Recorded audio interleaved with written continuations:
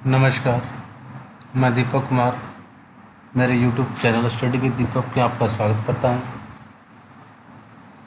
आज के इस वीडियो के अंदर हमारी +1 की जो हिस्ट्री है उसका चैप्टर नंबर 2 लेखन कला और शहरी जीवन, उसका लेक्चर नंबर ये 2 है। तो जैसा कि हमने फर्स्ट लेक्चर के अंदर डिस्कशन किया था कि किस तरीके से लेखन और जो जीवन शैली कला है वो इतिहासकारों के द्वारा दिए गए व्याख्यान के द्वारा, विवरण के द्वारा इसका जो काफ़ी महत्व है वो देखा जा सकता है। और इसके शोध और लेखन के माध्यम के द्वारा ही हम जो ऐतिहासिक स्मारकों, वस्तुओं का जो अध्ययन है वो कर सकते हैं। और लेखन और वास्तुकला या किसी भी ऐतिहासिक स्रोतों का अध्ययन करने के लिए उसकी जो लेखन कला और जो जिस तरीके का उसका संस्कृति कल्चर है, शहरी जीवन शैली हो, ग्रामीण हो, उसके द्वारा उसका अध्ययन करना बड़ा ज़रूरी हो जाता है। तो इसी के लिए हमने जो आज के संदर्भ में हमने जो वर्तमान देश के अंदर जो इराक के अंदर जो मेसोपोटामिया की जो सभ्यता पाई जाती है उसका एग्जाम्पल हमने लिया था। और किस तरीके से ये शहरी जीवन था, वो इसमें जो सभ्यता थी वो संपन्नता थी, शहरी जीवन शैली थी, इसका विशाल और समृद्ध साहित्य के बारे में, गणित के बारे में, खगोलीय विद्या के बारे, खगोल शास्त्रीय जो विद्या है उसके लिए इसको प्रसिद्ध है वो माना गया था। तो जीवन शैली और लेखन कला के वातावरण को जानने के लिए बड़ा इम्पोर्टेंट रोल इसके माध्यम से हो जाता है। और इसी के द्वारा हम जो लेखन और कला शहरी जीवन के बारे में अध्ययन है वो मेसोपोटामिया की जो सभ्यता से हम पा सकते हैं। और ये भी देखा था कि ये जो मेसोपोटामिया की जो सभ्यता थी या इराक जो गणराज्य था वो फ़रात और दजला नामक जो नदियों के बीच में ये जो प्रदेश है वो पाया जाता है, यह हिस्सा मान सकते हैं, नदियों के बीच में ये स्थित है। और लगभग इनके जो शहरी जीवन और लेखन के बीच में अगर उसके संबंधों को देखने की, अगर खोजने का प्रयत्न करेंगे और खोजने के बाद ही हम ये जान पाएंगे किस तरीके से जो लेखन के अंदर सतत उसके जो परंपराएं थी उसके क्या प्रतिफल हमें दिखाई दिए होंगे या उनका क्या आदर्श है वो रहा होगा। तो इसके संदर्भ में हमने बताया था कि 1840 के अंदर हमने जो मेसोपोटामिया की जो सभ्यता की खोज थी वो की गई थी। और 1840 के बाद काफ़ी उसके भागों के अंदर जो उसके जो खास दो स्थल थे, एक उरुक था और एक मारी था, जिसके अंदर जो काफ़ी उत्खनन कार्य था वो किया गया था। और इसी के संदर्भ में यूरोपवासियों के द्वारा मेसोपोटामिया का जो एक स्थान के रूप में अगर देखा जाता है तो जितने भी बाइबल जो यूरोपवासियों के द्वारा या क्रिश्चियन लोगों का जो ग्रंथ होता है उसके अंदर भी जो उसका प्रथम भाग है उसके अंदर ओल्ड टेस्टामेंट के नाम से इस सभ्यता के बारे में काफ़ी वर्णन है वो किया गया है। तो किस तरीके से इम्पोर्टेंट रह जाता है और इसका जो बाइबल ग्रंथ के माध्यम के अंदर भी इसका जो उल्लेख है वो किया गया है। तो मेसोपोटामिया के उसके और उसके भूगोल और उसकी ज्योग्राफी के बारे में इस लेक्चर के अंदर हम पढ़ेंगे किस तरह की बात जीवन शैली, खेतीबाड़ी है, वहाँ का जो स्थान है और वहाँ का जो माहौल है वो किस तरह का पाया जाता है। तो इस वीडियो के माध्यम से ही हम उसके बारे में पढ़ने की कोशिश वो करते हैं। इराक भौगोलिक विविधता का देश है, यानी कि अगर यहाँ अगर देखा जाता है तो किस तरीके से यहाँ की जो वातावरण के अंदर अलग अलग प्रकार के देशों के अंदर व्यवस्था के अंदर उसकी ज्योग्राफी है वो पाई जाती है। इसके पूर्वोत्तर भाग में हरे भरे ऊंचे नीचे मैदान है जो धीरे धीरे वृक्षातीत पर्वत श्रृंखला के रूप में फैले गए हैं। यानी कि अगर इसके अलग अलग भागों के अंदर देखा जाता है तो यहाँ समतल भाग भी है, कुछ हरे भरे घास के मैदान भी है, कुछ समतल भूमि भी है। तो अलग अलग तरह की जो यहाँ की ज्योग्राफी है वो पाई जाती है। जिस तरीके से हमारे हिंदुस्तान की ज्योग्राफी है वो विविधताओं की वजह से देख सकते हैं, गर्मी भी है, सर्दी भी है और एक समान रूप से जो जो वातावरण है, समरूप वातावरण, वो भी पाया जाता है। तो अलग अलग विविधता है वो देख सकते हैं। साथ ही यहाँ स्वच्छ झरने तथा जंगली फूल है, यानी कि यहाँ स्वच्छ जो वातावरण है मैदानों के अंदर, वहाँ पर झरने और पहाड़ों के अंदर उसके फूल है वो अलग अलग जो फसलें हैं वो पाई जाती है। यहाँ अच्छी फसल के लिए पर्याप्त वर्षा हो जाती है, यानी कि यहाँ की जो जोग्राफी की वजह से जितने पर्याप्त फसलों के लिए जो बरसात अब होनी चाहिए वो यहाँ पर हो जाती है। यहाँ 7,000 से 6,000 ईस्वी के बीच में खेती शुरू हो गई थी। तो यहाँ के लगभग अगर खेती बाड़ी के बीच में जब पता चलता है, लगभग 7,000 से लेकर 6,000 ईस्वी के आसपास यहाँ पर जो खेती बाड़ी थी उसकी शुरुआत थी वो मानी गई है। उत्तर में ऊंची भूमि है जहाँ स्टेपी घास के मैदान है। यहाँ पशुपालन खेती की तुलना में आजीविका का अधिक अच्छा साधन है वो माना गया। तो जिस तरीके से अगर भूमि के बारे में और घास के मैदानों के बारे में देखा जाता है कि जो स्टेपी घास है वो उच्च जलवायु के लिए या वातावरण के लिए काफ़ी महत्वपूर्ण माना गया है। तो इसी के एवज में यहाँ आजीविका के जो साधन है वो काफ़ी अधिक अच्छा साधन है। कृषि हो गया है, जो पशुपालन के लिए, खेती हो गया के लिए वो माना जा सकता है। सर्दियों की वर्षा के बाद भेड़ बकरियाँ यहाँ उगने वाले छोटे छोटे झाड़ियों और घास के अपना भरण पोषण है वो करती है। जिस तरीके से यहाँ का वातावरण पाया जाता है उसकी वजह से ही जो जंगली जानवर है वो अपना जीवन यापन है घास फूस की वजह से कर लेते हैं। पूर्व में दलजला की सहायक नदियाँ ईरान के पहाड़ी क्षेत्रों में जाने के लिए परिवहन का अच्छा साधन है वो मानी गई है। जिस तरीके से पूर्व के अंदर तो दजला नाम की जो नदियाँ हैं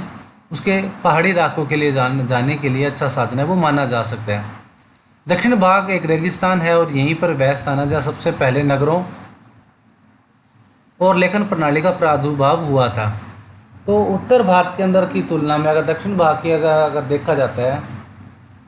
तो ये रेगिस्तान का एरिया है। यहाँ पर जो जलवायु है, जो भूमि है वो समतल है और यहाँ पे सबसे पहले अधिक नगरों और लेखन कला के बारे में जो प्रचलन है वो देखा जा सकता है। तो इस मैप के माध्यम से भी आप देख सकते हो कि जिस तरीके से ये आपको दर्शाया गया ऊपर वाले, ठीक जिस तरीके से आपको हम भारत की तुलना में देख सकें, ऊपर जो उत्तर का मैदान है वो पर्वतीय क्षेत्र माना गया, दक्षिण के अंदर जो समतल है वो रेगिस्तान है वो देख सकते हैं आप, समतल भूमि है वो देख सकते हैं। तो ठीक भारत की तरह ही यहाँ का वातावरण है वो इससे संबंधित आप देख सकते हैं। इन रेगिस्तानों में शहरों के लिए भरण पोषण का साधन बन सकता था, यानी कि जिस तरीके से यहाँ का जो रेगिस्तान का वातावरण था उसकी वजह से यहाँ शहरों के लिए और जीवन यापन के लिए जो अनुकूल वातावरण है वो यहाँ पर पाया जाता है। क्योंकि फरात और दजला नाम की नदियाँ उत्तर पहाड़ों से निकलकर अपने साथ उपजाऊ बारीक मिट्टी लाती रही है, यानी कि जो उत्तर से जो जो दो नदियाँ हैं फरात और दजला वो दक्षिण की तरफ बहती हुई जो अपने साथ उपजाऊ मिट्टी है वो लाती है। जिस तरीके से हमने देखा कि हमारा गंगा के मैदान है वो हिमालय से निकलता हुआ जो पर्वतीय क्षेत्र है, तो हिमालय से निकलती नदियाँ का जो वातावरण है वो किस तरीके से जो हिमालय की नदियाँ बंगाल की खाड़ी में जब गिरती है तो वहाँ काफ़ी अधिक मात्रा में आप उत्तर भारत के अंदर, यूपी बिहार के अंदर आप जो जलवायु वातावरण या मिट्टी देख सकते हो वो किस तरीके से बारीक मिट्टी लाकर उपजाऊ हुआ है वो बना देती है। जब इन नदियों में बाढ़ आती है तो इनके पानी की सिंचाई के लिए खेती में ले जाया जाता है, तब यह उपजाऊ मिट्टी वहाँ जमा हो जाती है। जिस तरीके से वहाँ अगर पहाड़ी क्षेत्र से दक्षिण की तरफ ये नदियाँ जब आती है तो अपने साथ बहाव के साथ ये लाती हुई जो नदियाँ हैं वो उपजाऊ मिट्टी है और वहाँ जब दक्षिण की तरफ नीचे जमा होने की वजह से वहाँ उसकी जो उपजाऊपन को जो शक्ति है वो काफ़ी अधिक मात्रा में समृद्ध है वो हो जाती है। फरात नदी रेगिस्तान में प्रवेश करने के बाद कई धाराओं में बंटकर बहने लगती है। जिस तरीके से फरात जो नदी है उत्तर से होती है जब दक्षिण की तरफ आती है तो रेगिस्तान में कई धाराओं में, कई छोटी छोटी नदियों में बह जाती है। कभी कभी इन धाराओं में बाढ़ आ जाती है और पुराने ज़माने में ये धाराएं सिंचाई की नहरों का काम है वो देती थी, यानी कि जब पानी की स्थिति है वो बरसात होने की वजह से या बाढ़ की मात्रा भाव अधिक होने की वजह से इसमें बाढ़ का काम जो बाढ़ है वो आ जाती है, और जिसकी वजह से ही अलग अलग नहरों के अंदर जो इसका जो पानी है वो सिंचाई के लिए या सिंचित करने के लिए इसका प्रयोग है वो लिया जाता है। इनमें आवश्यकता पड़ने पर गेहूं, जो मटर, मंसूर की खेती की सिंचाई है वो की जाती है। तो इनमें पानी से गेहूं, जो मटर, मंसूर की खेती है वो की जाती है। रोम साम्राज्य सहित सभी पुरानी व्यवस्थाओं में दक्षिणी मेसोपोटामिया की खेती सबसे ज़्यादा उपज देने वाली हुआ करती थी। अगर रोम साम्राज्य की अगर जब बात की जाती है कि जैसा कि हम अगले चैप्टर के अंदर उसके बारे में पढ़ेंगे, तो दक्षिण की जो मेसोपोटामिया की जो खेती थी सबसे ज़्यादा उपज देने वाली थी, वो मानी जाती थी। हालांकि वह फसल उपजाने के लिए आवश्यक वर्षा की कुछ कमी जरूर रहती थी, क्योंकि दक्षिण के अंदर जो रेगिस्तान की वजह से जो पानी की मात्रा थी वो कम पानी की वजह से ही थोड़ा सा यहाँ पर जो पानी की है वो दिक्कत होती थी। लेकिन उत्तरी पर्वतीय क्षेत्रों के अंदर जो दजला और जो अन्य के द्वारा जो नहरों के द्वारा लाए गए पानी की वजह से सिंचाई की जो खेती है वो की जाती थी। खेती के अलावा भेड़ बकरियां स्टेपी घास के मैदानों, पूर्वोत्तर मैदानों तथा पहाड़ों के डालों पर पाली जाती थी। इनके अलावा अगर पशुपालन की और जानवरों की अगर बात की जाती है, तो खेती के अलावा दक्षिण के अंदर जो भेड़ बकरियां थी, उनकी स्टेपी घास के द्वारा जो सबसे अधिक उपजाऊपन क्षेत्र माना गया था, तो वो जितने भी जो पूर्व की तरफ मैदानी क्षेत्र थे और बिल्कुल ढलान वाले या समतल क्षेत्र थे, वहाँ लगभग नॉर्थ में तो ये की नहीं की जाती थी जो पशुपालन भेड़ बकरियों को कार्य प्रणाली थी, वो या तो दक्षिण में की जाती थी या पूर्वी क्षेत्रों के अंदर पहाड़ों के अंदर इनका जो खेतीबाड़ी का कार्य है या जो भेड़ बकरियों का पालन है वो किया जाता था, जिनसे भारी मात्रा में मांस, दूध और ऊन आदि वस्तुएं वो मिलती थी। अब भेड़ बकरियां मुख्य तौर से हम किस चीज़ों का ज़्यादा अधिक मात्रा में जो प्रोडक्शन है वो कर सकते हैं? ज़्यादा मांस का, नॉनवेज के लिए, दूध के लिए, ऊन के लिए, इन सभी के द्वारा जो भेड़ बकरियों का जो पालन था, इन सभी का प्रयोग है वो उनके लिए किया जाता था। इसके अलावा नदियों में मछलियों में कोई कमी नहीं थी और गर्मियों में खजूर के पेड़ खूब फल देते थे। इसके अलावा यहाँ पर जो मछलियाँ थी वो नदियों में काफ़ी अधिक मात्रा में पाई जाती थी और गर्मियों में जो खजूर के पेड़ है वो काफ़ी अधिक मात्रा में जो फल है वो देते थे। लेकिन हमें यह सोचने की गलती नहीं करनी चाहिए कि शहरों का विकास केवल ग्रामीण समृद्धि के बल पर ही हुआ था। तो जिस तरीके से हम देख सकते हैं कि जिस तरीके से इनके अंदर शहरी जीवन और प्रणाली का जिस तरीके से डेवलपमेंट, लेखन प्रणाली या कार्य प्रणाली का या औद्योगिकरण का जिस तरीके से विकास हुआ था, तो उसके अंदर सबसे जो मुख्य पॉइंट है वो ग्रामीण जो क्षेत्र है या ग्रामीण विकास के संदर्भ में इनका माना जा सकता है। क्योंकि जब भी औद्योगिकरण या ग्रामीण या खेतीबाड़ी, एग्रीकल्चर या अन्य किसी प्रोडक्शन का जब डेवलपमेंट की जब बात की जाती है, तो सबसे अधिक जो फोकस रहता है वो ग्रामीण क्षेत्रों के माध्यम से ही रहता है। क्योंकि जितने भी रिसोर्स पाए जाते हैं वो ग्रामीण क्षेत्रों के द्वारा उसका जो प्रोडक्शन है वो किया जाता है और उनकी जो पूर्ति है वो ग्रामीण क्षेत्रों के माध्यम से ही की जाती है। आप जैसे इंडस्ट्री लगाने की बात कर लीजिए, चाहे आप लेबर